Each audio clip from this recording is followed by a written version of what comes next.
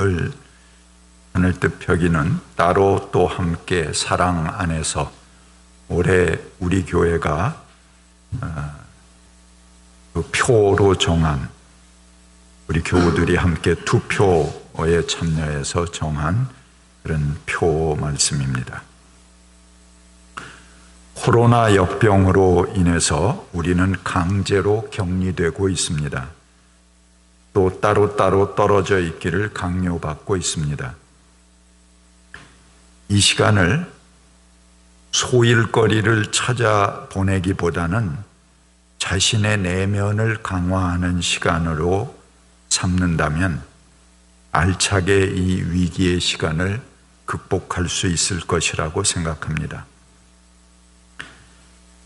함께 이루는 신앙도 중요하지만 홀로 있는 영성도 중요합니다. 혼자서 건강하게 설 수 있을 때라야 함께 해도 건강해질 수 있습니다. 건강하지 못한 개인들이 모이면 자기 자랑과 내세움, 이런 것이 앞서서 결국 피곤한 다툼의 장을 만들기 쉽습니다. 만물의 영장이라는 우리는 가끔 그 노름에 빠지도록 홀리는 이들에게 우리의 영혼을 빼앗기기 쉽습니다. 그러나 그 모든 것은 그리스도의 사랑 안에서 이루어져야 할 것입니다. 혼자 있든지 함께 어우러지든지 그것은 우리가 그리스도의 사랑 안에서 그 사랑을 심오하게 하는 방향을 향해 있을 때 의미가 있는 것입니다. 앞으로 우리들의 신앙이 어떤 방향으로 변화해야 하는가를 살펴보겠습니다. 제가 강남향린지 권두원의 그 요점만 실었던 내용이기도 한데요. 첫 번째, 우리가 보다 겸손하고 소박해져야 합니다. 이제 큰 부자가 되고 대형 교회를 이루고 세상 돈을 혼자 벌어들이겠다는 꿈, 큰 것을 쫓고 제의를 추구하던 삶을 내려놓아야 합니다. 소박하고 평범한 것들의 가치를 읽을 수 있어야 합니다. 가까운 데 있는 사람들의 소중함을 새기고 그들과 더불어 하나 되는 삶을 만들어 갈 수 있어야 합니다. 우리 모두가 영원히 살 것 같지만 어느 날 갑자기 사라질 수도 있는 조건 앞에 우리 인류가 한 걸음 더 다가서 있습니다. 언제나 삶의 마지막 날을 염두에 두고 살아가는 겸손함이 우리들에게 요구됩니다. 코로나 역병의 대유행은 그동안 인간이 모든 것의 주인이라면서 마치 이 지구의 주인처럼 행세해 온 결과물입니다.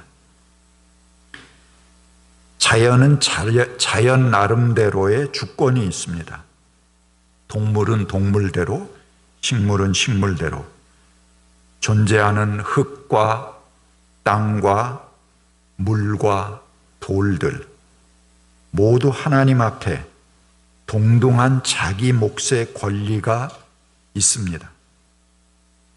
우리는 모두 동일한 피조물들로 하나님께 지음 받았습니다.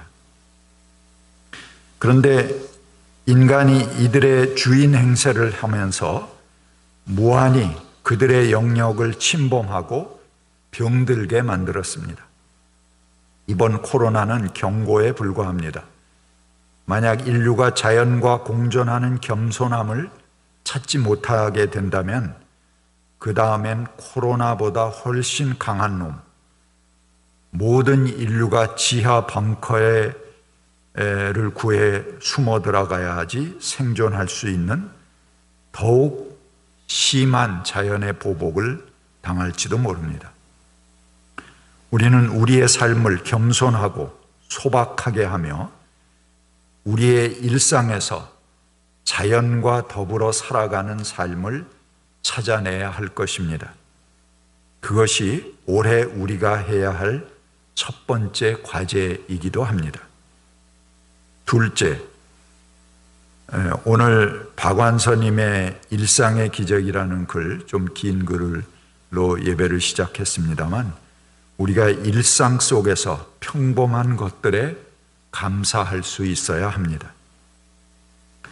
전도서는 우리에게 말합니다. 전도서 2장 24절부터 이렇게 말합니다.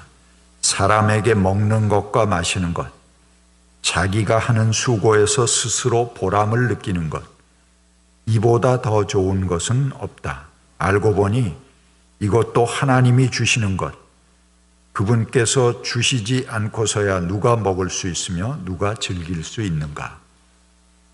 또 8장 15절은 이렇게 말합니다. 그렇다 우리의 한평생이 짧고 덧없는 것이지만 하나님이 우리에게 허락하신 것이니 세상에서 애쓰고 수고하여 얻은 것으로 먹고 마시고 즐거워하는 것이 마땅한 일이요 좋은 일임을 내가 깨달았다. 이것은 곧 사람이 받은 복이다. 예. 기쁘게 사는 삶, 즐기면서 사는 삶, 보람 있는 일을 하면서 사는 삶에 대한 주제가 이 전도서 안에 짧은 책이죠. 한 10장 정도 남짓한 책에 여러 번 나옵니다. 제가 2가지만 읽었습니다. 지혜도 성공도 하나님의 뜻도 소용이 없다는 것입니다. 가장 거창한 사상과 이념으로 이웃을 판단하기보다는 아주 단순하게 지금 내가 여기서 먹는다는 것, 마신다는 것, 보람을 가지고 산다는 것, 그거 자체가 기쁜 일 아니냐.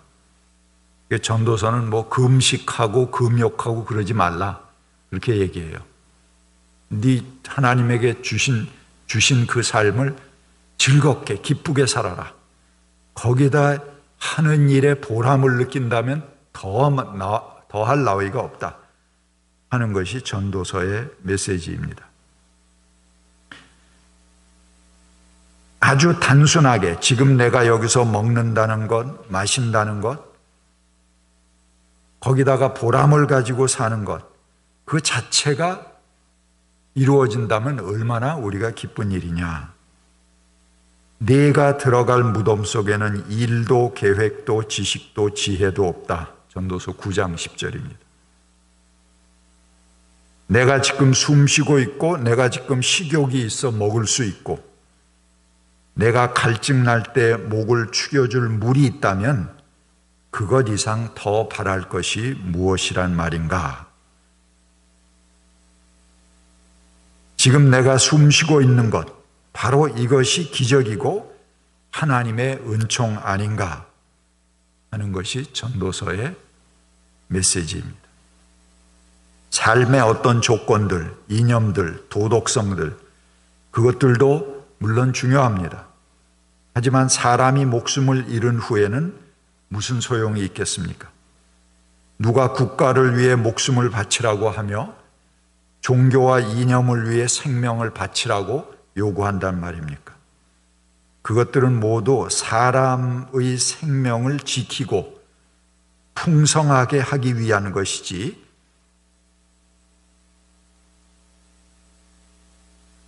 그런 일 자체가 생명을 앞서는 도구가 될 수는 없습니다. 어떤 무엇으로도 그 생명을 난도질하고 판단하지 말아야 합니다. 전도서는 말합니다. 7장 29절에 그렇다. 내가 다만 깨달은 것은 이것이다. 하나님은 우리 사람을 평범하고 단순하게 만드셨지만 우리가 우리 자신을 복잡하게 만들어 버렸다는 것이다. 우리는 지금 이 전도서의 말씀을 피부로 깨닫고 있습니다. 사람을 만나 반갑게 악수하고 껴안을 수 있는 것이 얼마나 소중한 축복이었는지, 함께 모여 예배할 수 있는 것이 얼마나 눈물겨운 일이었는지, 더불어 밥 먹을 수 있는 것이 또 얼마나 감사한 일인지 우리는 깨달았습니다. 평범했던 일상이 바로 하나님께서 허락하신 축제며 감사였다는 것을 이제야 깨닫게 됩니다. 우리가 너무나 당연했기에 생각지도 깨닫지도 못했던 우리의 평범한 일상들에 대해서 감사할 수 있는 한 해가 되기를 바랍니다. 이것은 첫 번째, 겸손하고 소박한 삶하고도 서로 연결된 그런 주제라고 볼 수 있겠습니다. 세 번째, 우리가 사랑을 키우는 기회로 삼아야 합니다. 따로 또 함께, 그리고 마지막에 사랑 안에서 그렇게 했는데요. 이 모든 것이 하나님의 사랑 안에서, 그리스도를 향한 사랑 안에서 사실은 이루어져야 한다는 것입니다. 이런 역병으로 인류가 위협받은 것은 여러 차례 있었습니다. 흑사병으로 인해서 유럽 인구의 3분의 1이 소멸되었습니다. 중세는 사람들 속에 있는 상실감, 그때의 그 분노, 이런 것들을 다스리기 위해서 희생양을 찾아 나섰습니다. 그들은 마녀 사냥으로 200만 명의 목숨을 강제로 빼앗았습니다. 천박한 인간들이 가장 손쉬운 방법으로 위기를 넘기는 방법은 증오를 이용하는 것입니까? 우리가 작년에 트럼프의 중국 대리기, 일본의 극우들이 혐한을 이용하는 것, 이런 것들을 우리는 보아왔습니다. 그들이 코로나로 갖게 된 상실감은 결국 분노를 이용해서 넘어가려고 했지만 모두가 정권 교체라는 결과를 가져왔습니다. 한국 사회도 그동안 잘 견뎌오던 인내심이 한계에 이르는 지점에 이르고 있습니다. 이것이 귀신 하나를 쫓아냈더니 더 힘센 일곱 귀신을 데리고 들어왔다라는 성경 말씀처럼 그런 결과가 생기지 않도록 우리가 정신 바짝 차려야 한다고 생각합니다. 남을 증오함으로 자신의 안녕을 구하는 방법은 일시적으로 효과를 볼지 몰라도 오래지 않아 그 흉터가 추하게 드러나는 법입니다. 우리는 여전히 남을 헐뜯고 모함하는 것으로 힘을 얻는 사람들을 경계해야 합니다. 속아 넘어가서는 안 됩니다. 즉흥적이고 선동적인 분위기보다는 한 걸음 떨어져 보다 냉철한 이성으로 내용 전체를 검증하고 살펴보는, 그래서 진실만이 통할 수 있도록 하는 일이 우리에게 필요합니다. 시편 63편 3절은 이렇게 말합니다. 주의 인자가 생명보다 나음으로, 개역의 번역이고요. 우리 새 번역에는 이렇게 얘기합니다. 주님의 한결같은 사랑이 생명보다 더 소중하기에 라고 합니다. 이 팔레스타인 땅은 건조하고 메마른 땅입니다. 사막과 광야에 쌓여 있는 땅입니다. 나무도 없고 풀도 없고 땅에서는 이글거리는 열선 아지랑이만 올라옵니다. 입술은 바짝 말라 타오르고 목이 딱딱 마주 붙을 때 이 극도로 건조해서 물을 마시지 못하면 목젖이 탁탁 이렇게 붓는 그런 아픔을 느끼는 그런 기후입니다. 목구멍에서 수수깡 타는 냄새가 올라옵니다. 이런 상황에서 한 방울의 물을 기다리는 목마름이란 간절함 그 자체입니다. 그것은 생명과 생존을 위한 애절함입니다. 이렇듯 생명이 소중하지만 시편 기자는 그 생명보다 더욱 소중한 것을 발견합니다.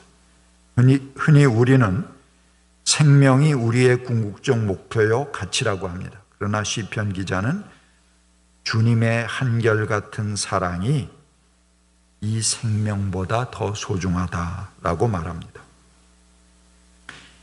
크리스찬에게 살고 죽는 것은 중요하지만 그것 자체로 의미 있는 일은 아닙니다.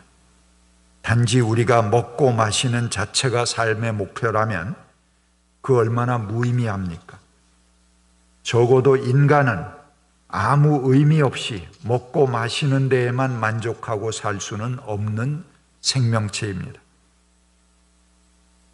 단지 삶의 시간이, 그 양이 중요한 것이 아닙니다. 그 생명들이 참으로 가치 있는 것은 주님의 인자하심을, 그분의 사랑을 흠뻑 느끼면서 살아가는 것입니다. 그리고 그 사랑에 응답하는 삶으로 우리가 살아가는 것입니다. 그것이 크리스찬의 삶의 의미이기도 합니다. 그것은 생명보다 소중한 삶이며 진정한 구원의 새벽입니다. 광야에서 한 방울의 물을 찾듯이 내 영혼이 간절히 주님의 사랑을 갈망합니다. 불교에서 해탈의 경지를 공으로 표현합니다. 빌공짜죠. 그런데 이것은 단지 아무것도 없다, 비어있다 라는 뜻이 아닙니다. 모든 만물은 연결되지 않은 것은 없다라는 뜻이라고 합니다.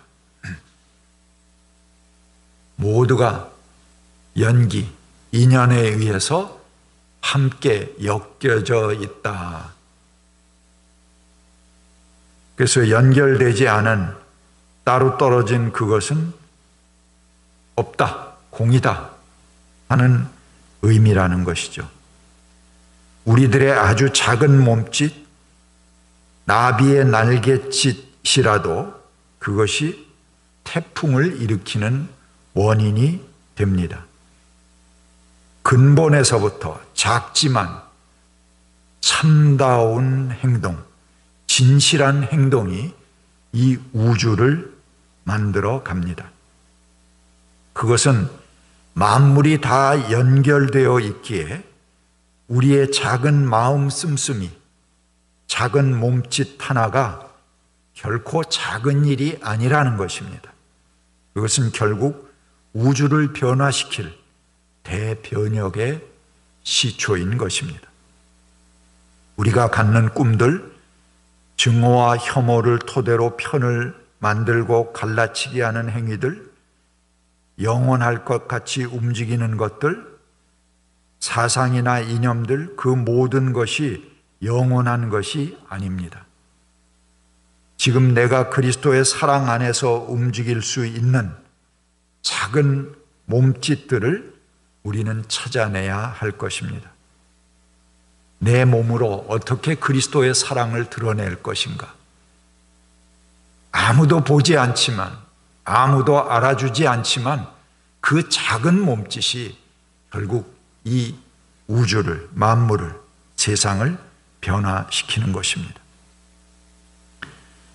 바울의 고백처럼 죽음도 삶도 천사들도 권세자들도 현재일도 장래일도 능력도 높음도 깊음도 그 밖에 어떤 피조물도 우리를 우리 주 예수 그리스도 안에 있는 하나님의 사랑에서 끊을 수 없다라고 이야기합니다. 올 한 해 여러분들에게 진정한 그리스도의 사랑을 찾고자 노력하는 그 노력이 매일 계속될 수 있기를 바랍니다. 또 우리들 자신이 그 사랑 안에 흠뻑 젖어서 살아갈 수 있는 영적으로 충만한 한 해, 행복한 한 해가 되시기를 바랍니다. 그러한 체험이 여러분들 매일매일의 삶 속에 있어지기를 바랍니다. 감사합니다.